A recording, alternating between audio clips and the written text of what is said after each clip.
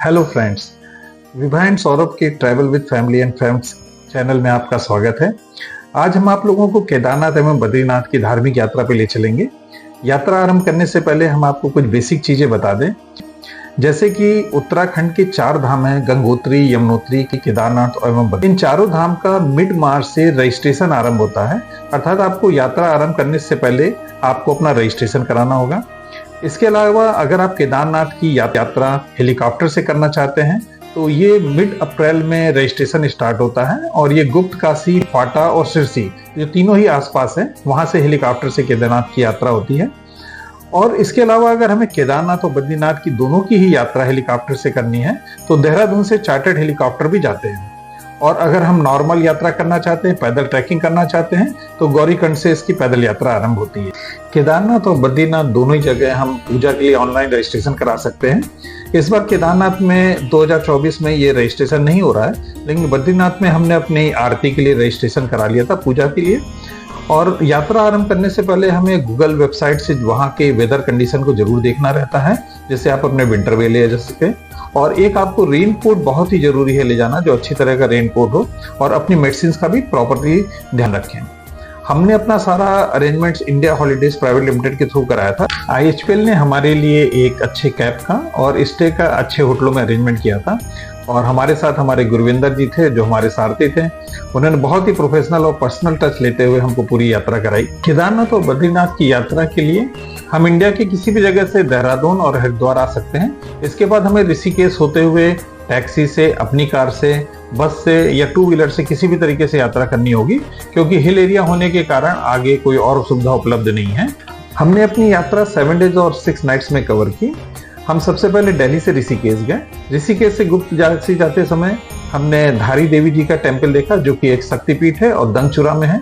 उसके बाद हम लोग विश्वनाथ टेम्पल गए, जो कि गुप्त काशी में सिचुएटेड है।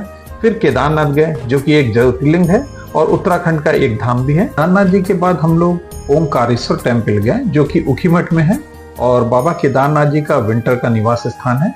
वहां से हम लोग तुंगनाथ मंदिर गए, जिसका शिवलिंग वर्ल्ड के हाईएस्ट पॉइंट पे सिचुएटेड है। फिर हम लोग नरसिंह टेम्पल गए, जो कि श्री बद्री विशाल जी का विंटर का निवास स्थान है। यहीं पे शंकराचार्य मठ भी है। उसके बाद हम लोग बद्रीनाथ गए और बद्रीनाथ के दर्शन करने के बाद हम लोग माना गांव गए। दिल्ली से हम लोग अर्ली मॉर्निंग ऋषिकेश के लिए निकल पड़े और 240 किलोमीटर की जर्नी तय करके डिवाइन लक्ष्मी गंगा होटल पहुंचे। Rishikesh river rafting adventurous sports के लिए बहुत फेमस है और इसको वर्ल्ड का योगा सिटी कैपिटल भी कहा जाता है। ऋषिकेश में काफी टेम्पल हैं। यहाँ पे त्रिवेणी घाट और परमार्थ निकेतन की आरती काफी फेमस है। हम लोगों ने त्रिवेणी घाट पे सांध्य आरती की और इसका एंजॉय आप भी कीजिए।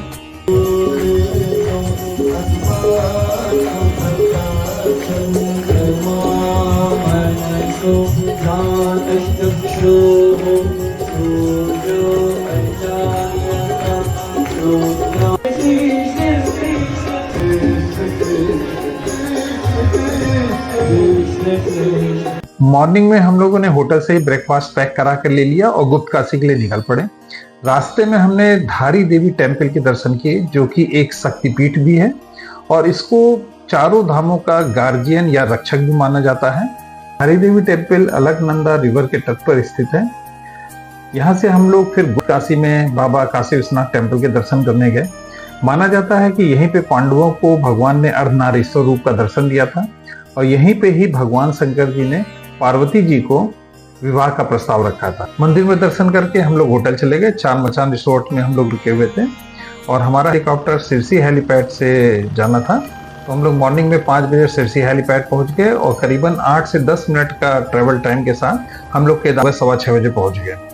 केदारनाथ में जब हम लोग पहुंचे तो एक अनोखा अनुभव था। चारों तरफ ऊंचे ऊंचे बर्फ के पहाड़ थे और मन एकदम मंत्रमुग्ध हो गया।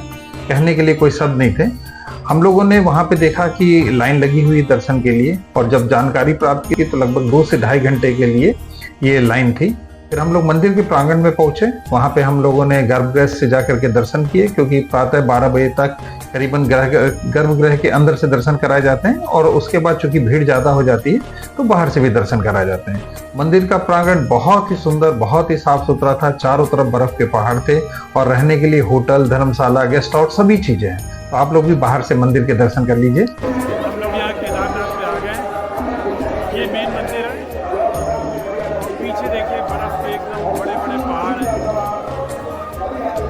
बहुत ही आराम से दर्शन हो रहे हैं, सब लोग लाइन में लगे हुए हैं, नॉर्मल भी है लोग लाइन में में दर्शन करने के बाद हमने प्रांगण में चारों ओर परिक्रमा भी की। फिर परिक्रमा में हमने देखा कि मंदिर के ठीक पीछे एक बहुत बड़ी विशाल शिला रखी हुई है।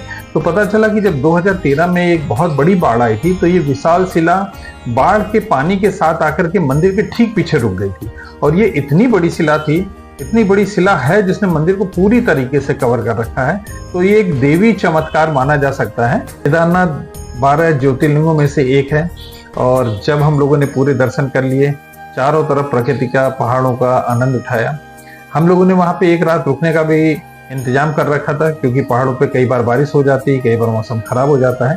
लेकिन चूंकि हमको आराम से दर्शन हो गए, सब कुछ हो गया, तो ऐसे जगहों पे भीड़ भी ज्यादा नहीं बढ़ानी चाहिए, दूसरे भक्तों को भी दर्शन का मौका देना चाहिए। तो हम लोग केदारनाथ से वापस गुप्त काशी आ गए और हम यहाँ पे द विलेज रिट्रीट रिसोर्ट में रुके, जो एक बहुत ही अच्छा होटल है। और इसका एम्बियंस, फूड और सीनरी सब कुछ बहुत अच्छे हैं। काशी से हम लोग मॉर्निंग में ही ओंकारेश्वर मंदिर के लिए चल दिए। ओंकारेश्वर मंदिर बाबा केदारनाथ का विंटर का निवास स्थान है। ये मंदिर बहुत ही साफ सुथरा और देखने में बहुत ही सुंदर, मन को सुख देने वाला है। मंदिर में हम लोग उखीमठ में भगवान के दर्शन करके फिर तुंगनाथ मंदिर के लिए चल दिए। तुंगनाथ मंदिर का जो शिवलिंग है वो वर्ल्ड में सबसे हाईएस्ट पॉइंट पर सिचुएटेड है और इसका ट्रैक करीबन 4 किलोमीटर का है। यहाँ पे घोड़े भी अवेलेबल हैं और आप पैदल भी ट्रैक कर सकते हैं। ट्रैक करने का जो मार्ग है वो बहुत ही अच्छा और बहुत ही प्रकृति के करीब है। चारों तरफ बड़े बड़े पहाड़, ऊंचे ऊंचे पहाड़ दिखते हैं और यहाँ पे भूयाल एक तरह की घास होती है, उसको भी चारों तरफ पहाड़ पे प्लांट किया गया है, जो कि पहाड़ों को और सुंदर बनाते हैं। तो हम प्रकृति की गोद में रहते हुए आराम से तुंगनाथ मंदिर की तरफ यात्रा करते हैं। जब हम लोगों ने यात्रा आरंभ की तब तो बहुत धूप थी, लेकिन जैसे ही ऊपर पहुंचे पहाड़ों की तरफ, वहाँ पे बहुत ही ज़्यादा बरसात होने लगी। लेकिन मंदिर में हम लोगों ने ढंग से भगवान के शिवलिंग का दर्शन किया। फिर तुंगनाथ से हम लोग वापस आकर के तपोवन में, चमोली के तपोवन होटल में जाकर रुक गए। होटल तपोवन से हम लोगों ने मॉर्निंग में ही बद्रीनाथ की यात्रा आरंभ कर दी। रास्ते में हम लोग नरसिंह टेम्पल पे रुके। नरसिंह टेम्पल श्री बद्री विशाल जी के विंटर का निवास स्थान है। यहीं पे शंकराचार्य जी का मठ भी है, तो हमने भगवान के भी दर्शन किए और मठ के भी दर्शन। मंदिर में दर्शन करने के बाद हम लोगों ने पुनः बद्रीनाथ की यात्रा आरंभ की। बद्रीनाथ में हम लोग अमृता द अवध होटल में रुके। होटल में पहुंचने के बाद स्टाफ ने हमको ल्यूक वार्म वाटर सर्व किया और हाई एल्टीट्यूड की सभी सावधानियां बताई। होटल में फूड, एम्बियंस, रूम सभी कुछ बहुत अच्छे थे, तो हम लोग आराम से होटल में रुके। बद्रीनाथ मंदिर टैक्सी स्टैंड और मार्केट से अराउंड 700 to 800 मीटर के डिस्टेंस पे सिचुएटेड है और टोटली 1 किलोमीटर की रेडियस में ही सारे होटल, धर्मशाला, गेस्ट हाउस सभी कुछ वहाँ पे अवेलेबल है। मंदिर के बगल से ही अलकनंदा नदी बहती है। मंदिर के एक तरफ की पर्वत श्रृंखला को हम लोग नर पर्वत श्रृंखला और दूसरे तरफ की पर्वत श्रृंखला को नारायण पर्वत श्रृंखला कहते हैं। बीच में मंदिर सिचुएटेड है। इस मंदिर के प्रांगण में बैठ करके आपको एक अलौकिक अनुभव होगा। हम लोगों ने यहाँ पे पहले से ही टिकट ले रखा था आरती के लिए, तो हम लोग को लाइन में थोड़ा कम लगने लगा और हम मंदिर के अंदर जा करके भगवान के भव्य दर्शन और आरती के हमने दर्शन किए। लेकिन ज़्यादा लंबी लाइन यहाँ पे भी नहीं है। भक्तों से इंक्वायरी करने पे पता चला कि लगभग 2 से ढाई घंटे में भी भगवान के दर्शन हो जा रहे हैं। मंदिर के प्रांगण में ही एक तप्त कुंड भी है, जिसका पानी साल के 12 महीने गर्म रहता है। ये एक देवी चमत्कार से कम नहीं है कि जिस जगह पे बहुत ही ज्यादा ठंडक हो, उस जगह पे तप्त कुंड में गर्म पानी हमेशा मिलता रहे।